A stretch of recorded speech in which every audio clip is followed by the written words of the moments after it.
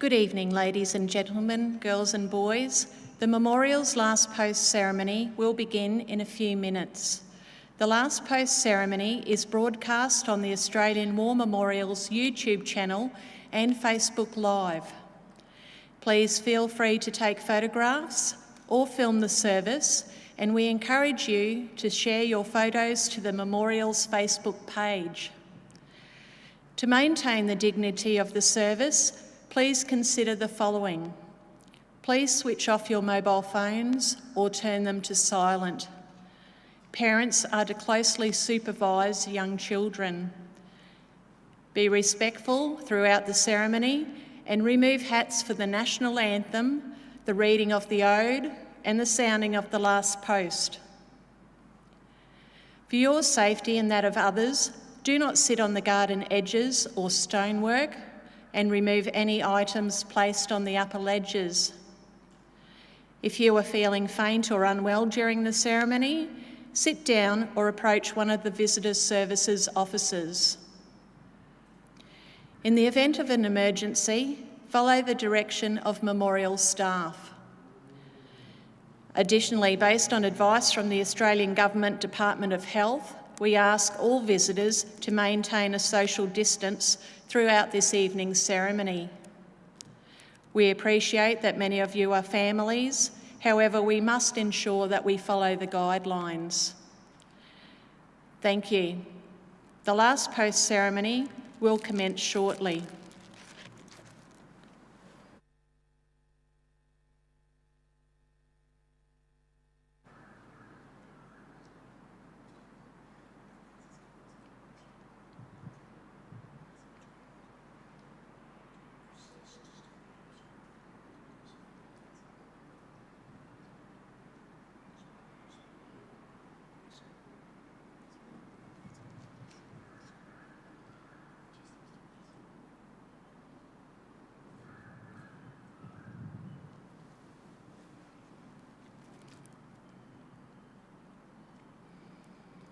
Good evening, visitors. Welcome to the Australian War Memorial's Last Post ceremony. My name is Melanie Cassar. Today we mark the anniversary of the August offensive on Gallipoli. After months of stalemate, Australian, New Zealand, British and Indian troops attempted to break the deadlock on the peninsula by launching a series of assaults against Turkish strongpoints. The battles that followed were the largest and most costly of the Gallipoli campaign. They ended in heartbreaking failure and produced heavy losses on both sides. Many sites of the bloody struggle, Lone Pine, the Neck, Chinook Bear and Hill 60 became familiar names in Australia and New Zealand. Today we commemorate the Battle of Lone Pine, which cost the Australians over 2,200 casualties and more than 800 killed. We warmly welcome the family of Private Albert Ernest Nelson, whose story will be told shortly by Major Lindsay Freeman from the Australian Army, whom is a member of Private Nelson's family. We are honoured to welcome Senator David Van, Senator for Victoria, Mr John King, President, Returned and Services League of Australia, ACT branch, and Wing Commander Michael Garside, Australian War Memorial Air Force Fellow. We welcome the veterans who have served, those that are still serving, and the families that love and support them. We acknowledge the members of RSL and Services Club Association, RSL Victoria and RSL Queensland, who are watching the broadcast of this ceremony across Australia. During this evening's ceremony, wreaths will be laid at the base of the pool of reflection by family and visitors to the memorial. If you are able, please stand and join in singing the national anthem.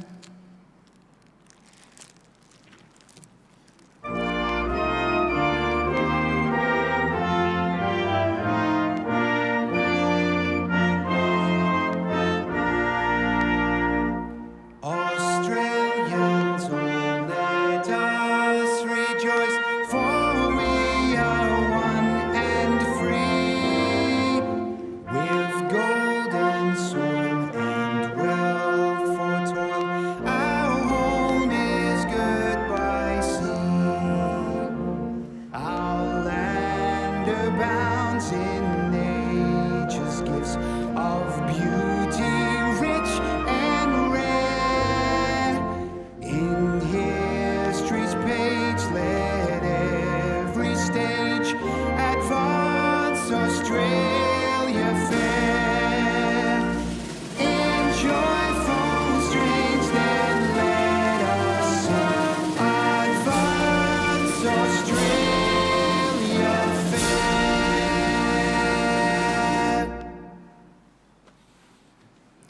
If able, please be seated. The Australian War Memorial was the vision of Charles Bean, Australia's First World War official historian. Bean landed with the Australian troops on Gallipoli and stayed with them at the front through to the end of the war. The idea of this national memorial and museum came to him at Pozières, France, in the depths of the bloody fighting of 1916. Bean's idea was that this would be a place where families and friends could mourn loved ones buried in faraway places. It would also be a place that could help all Australians understand what these men and women had endured and what they had done for us. Bean's vision, to which we remain true, is best expressed as inscribed in the entrance in the memorial's galleries. Here is their spirit, in the heart of the land they loved, and here we guard the record which they themselves made. Tonight we will read the story behind just one of those on the Roll of Honour, which lists the names of more than 102,000 men and women who have given their lives for us in war and on operations for more than a century. But first we present a lament, Flowers of the Forest. Wreaths or floral tributes will now be laid at the base of the pool of reflection.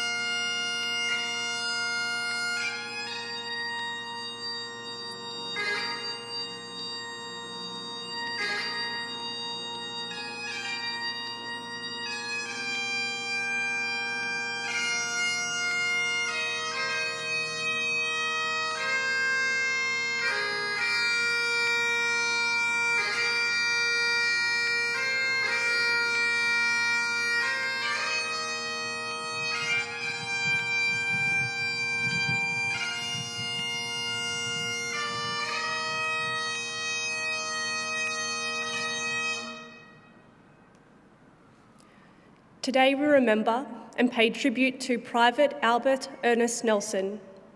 Albert Ernest Nelson was born in 1893 in Kempsey on the New South Wales coast, the son of William and Harriet Nelson. Bert, as he was known, was the 9th of 15 siblings. After attending school locally, he became a farm labourer in the district. He was well known for his love of sport, particularly running. When war broke out in late 1914, Bert was studying for admission to the Education Department, and a number of his brothers were school teachers. In January 1915, Nelson volunteered for service in the Australian Imperial Force. He joined reinforcements to the 1st Battalion and undertook initial training in Australia before sailing from Sydney on the transport ship Argosha in April 1915. Nelson had volunteered with his brother-in-law, Frederick Brown, and the two men sailed to the war on the same ship. The 1st Battalion had landed on Gallipoli in the 2nd and 3rd waves on the 25th of April. In late May, Nelson and the men of the force reinforcements landed on the peninsula and joined the unit. When Nelson arrived in the trenches, the fighting was characterised by sapping, the process of digging mines under enemy positions and filling them with explosives. Sniper fire, trench mortar and bomb attacks were also common. As a result, life in the trenches was a nerve-wracking and dangerous experience. British commanders were planning a major offensive for early August. Australian and New Zealand forces, including the 1st Battalion, had to capture a large plateau to draw Turkish troops away from the main attack. As the plateau was dominated by a single large pine tree, the battle that followed became known as the Battle of Lone Pine. As the sun set on the 6th of August 1915, Nelson and the men of the 1st Battalion attacked the plateau. Finding the Turkish trenches covered with logs, they pushed over the frontline trenches and into the communication trenches behind them, turning around and fighting at close quarters with the defenders. At some point in this fighting, between the 6th and the 9th of August, Nelson was killed in action. He was 21 years old. Australians killed in the battle were buried near where they fell, and after the war graves were consolidated in Lone Pine Cemetery. Nelson's remains were never identified, but he's believed to be one of the 500 unidentified Commonwealth soldiers buried in the cemetery. Nelson's brother-in-law, Private Frederick Brown, was also killed during the attack and was also buried in Lone Pine Cemetery. Bert Nelson's younger brother also served in the AIS. Gunner Worrell Henry Nelson served in the Australian Medium Trench Mortar Battery and was wounded in a gas attack in September 1917. He developed severe bronchitis as a result and was discharged. He returned to Australia in January 1918. In March 1919, the chaplain who had buried Bert Nelson wrote to his mother Harriet. He regretted that Nelson could not be identified, but sought to assuage her grief by writing, "He died with his face to the foe in the most desperate hand-to-hand encounter that we experienced in the war." Private Albert Ernest Nelson is listed on the Roll of Honour on my right, among almost 62,000 Australians who died while serving in the First World War. His photograph is displayed today beside the pool of reflection. This is but one of the many stories of service and sacrifice told here at the Australian War Memorial. We now remember Private Albert Ernest Nelson, who gave his life for us, for our freedoms, and in the hope of a better world.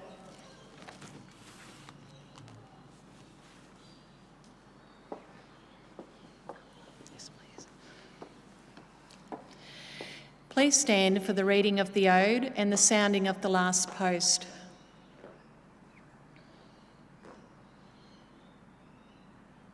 They shall grow not old, as we that are left grow old. Age shall not weary them, nor the years condemn. At the going down of the sun, and in the morning, we will remember them. We will remember them.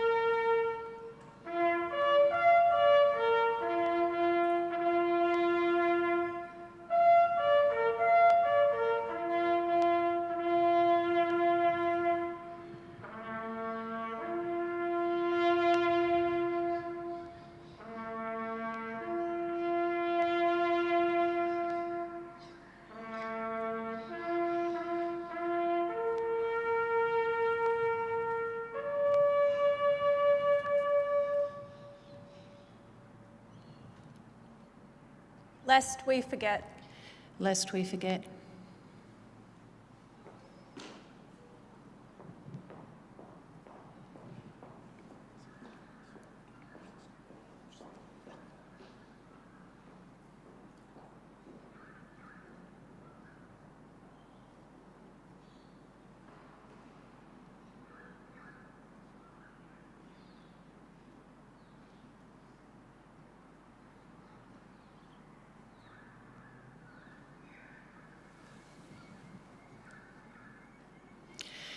We leave you this evening with the words of the memorial's founder, Charles Bean.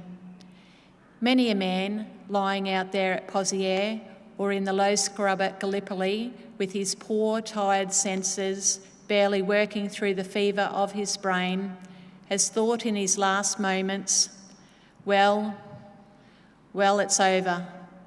But in Australia, they will be proud of this. Ladies and gentlemen, boys and girls, that concludes the Last Post ceremony. We thank you for visiting the Australian War Memorial and wish you all a very good evening. Thank you.